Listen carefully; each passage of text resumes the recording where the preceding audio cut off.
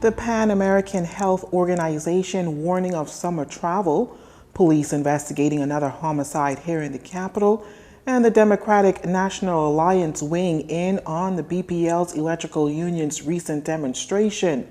Good evening, everyone. I'm Lissy Bastian with your JCN News for this Wednesday, June 30th. Thanks for staying with us. We begin our news tonight with a warning on travel. With the summer months upon us, the Pan American Health Organization, or PAHO, is warning against summer travel, and that's as the COVID-19 pandemic continues to wreak havoc globally.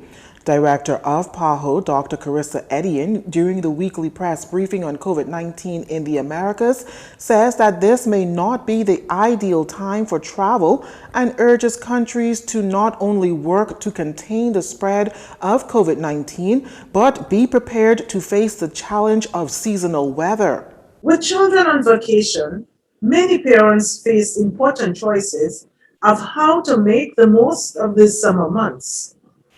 As more people are vaccinated in the Northern Hemisphere, movement restrictions are lifted and travel destinations reopen for tourists.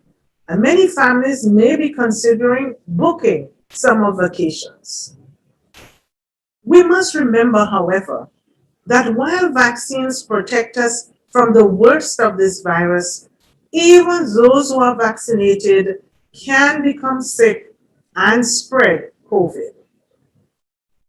Given the significant gaps in vaccine coverage and the still imminent risk of infection, now may not be the ideal time for travel.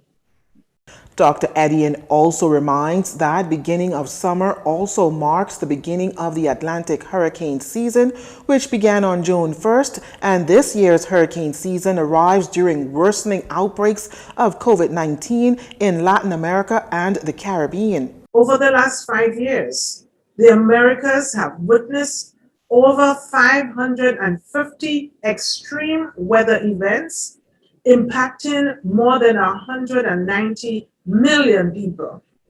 And the potential for devastation is even higher in the context of a pandemic. Mitigating risks starts with having effective alert systems, so people know when it's safe to stay home and when it's better to evacuate. Countries should also consider outfitting hospitals and expanding shelters to reduce the potential for transmission, including among family members, since social distancing and proper ventilation will become difficult in the context of a storm. Last week, the Americas reported 1.1 million new COVID-19 infections and 30,000 COVID-19 related deaths in the region. This brings the total case count in the region to over 72 million and deaths to nearly 1.9 million. Well, in our national COVID-19 update, 39 cases of new infections in country confirmed by health officials for Monday, June 28th. 25 of those new cases confirmed on New Providence, 1 case with a history of travel within 14 days, 6 on Bimini and Cat Key, and 4 cases each on Grand Bahama and Abaco. 21 of these new infections are male, 18 are female. Total cases in country now at 12,625. Of that figure, 734 are active cases, 28 or rather 38 of them in hospital, 33 considered moderately ill with 5 in the intensive care unit, 4 at Doctors Hospital and 1 over on Grand Bahama at the Grand Bahama Health Services. 321 tests were completed on Monday, 271 negative results, 9 were repeat tests, and 2 returned inconclusive results. Meantime, 15 cases were reported recovered, pushing total recoveries to 11,559. The death toll remains at 246, and 29 deaths are under investigation. To date, 106,793 tests have been completed nationwide. The competent authority making an amendment to the Emergency Powers COVID-19 Pandemic Management and Recovery Regulations 2021 requirement for travel health visas In a recent EPO number 2 amendment order released Tuesday evening, the competent authority grants an exemption to requiring a travel health visa, and this for a class of people. The order states that an operator who permits a person to travel contrary to any condition under such an exemption, however, commits an offense which is liable upon summary conviction to a fine of $2,000 as well as a fine of $300 for each passenger violating that order.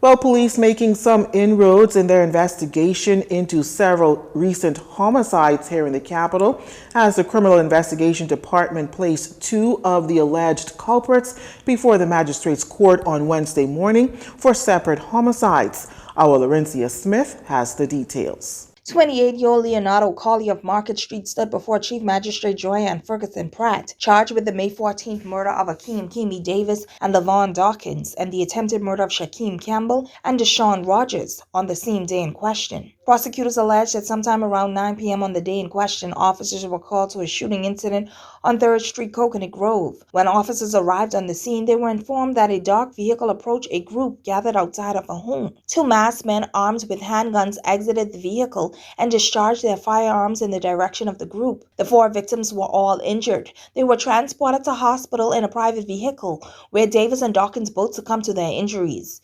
Due to the nature of the crime, Colley was not allowed to enter a plea and bail was denied. The chief magistrate remanded him to the Bahamas Department of Corrections. He returned to court on September 23rd. At that time, the Crown will serve him with a voluntary bill of indictment. His co-accused Dominic Rowe was also charged last month. Meantime, 19-year-old Lovato Dean also appeared before Chief Magistrate Ferguson Pratt. He was charged with the June 20th murder of Reno Ranke and the attempted murder of Vondella Pipe from Odom. Prosecutors alleged that sometime around 9 p.m. on the same day in question, officers were called to a shooting incident on Sydney Street, Chippenham. There, officers discovered the body of a male lying on the ground in a pool of blood with injuries consisting with gunshot wounds. Initial investigation revealed that a male had pulled up to his home when a lone gunman approached him. A struggle ensued and the gunman was able to overpower the victim and shot him several times, fatally wounding him. The suspect then ran to a waiting vehicle and made good on his escape. Dean was additionally charged with the attempted murder of Michael L. Gibson and the armed robbery of allegedly robbing Tiffany Gibson of a gray Nissan Note, which is valued at $5,000. The incident occurred on June 21st. Dean returns to court on September 23rd. At that time, the Crown will serve him with a voluntary bill of indictment. I'm Laurencia Smith for JCN News. You're watching JCN News. Stay with us.